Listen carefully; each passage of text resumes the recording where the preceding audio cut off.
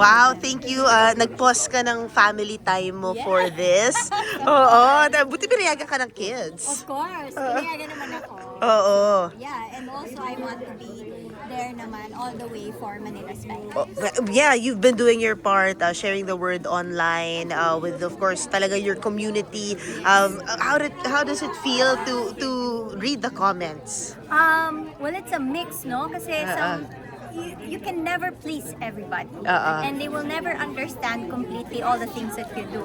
But for those who do, yung parang kung anong nakita mo dun sa pelikula, nakita din nila, it really feels so good to be able to connect with that kind of audience.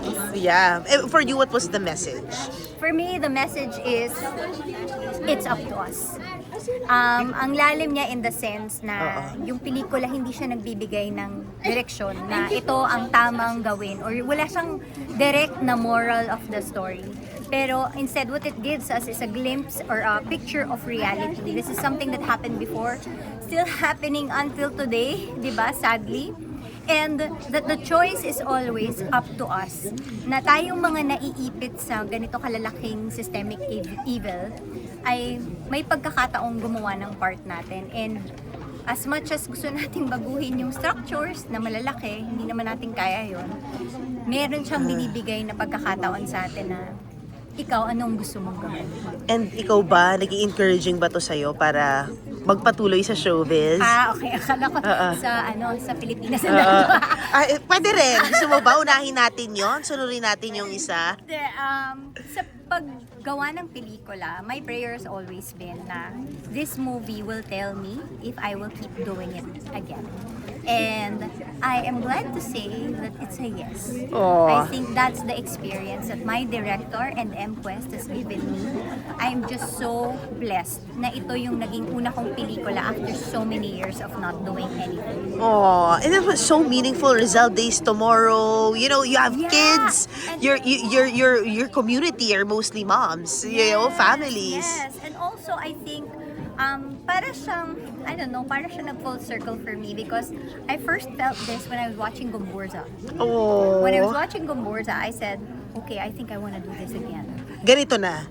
Ganito yung feeling. And then when they offered this to me, I was like, is this for real? Parang God heard my prayers or something. And it's here. Isn't it yun nga, no? Ano rin, parang ironic na talagang our country is all going through this kind of thing in 2025. And I would like to say it's timely, but then again, if you aired this last year or the years before, isn't it always timely? oh my gosh. Which is yun yung masakit. why it's sad. Kasi it's a sad reality na parang bigla mo maaalala na, 1960s pa lang pala, ganito na tayo.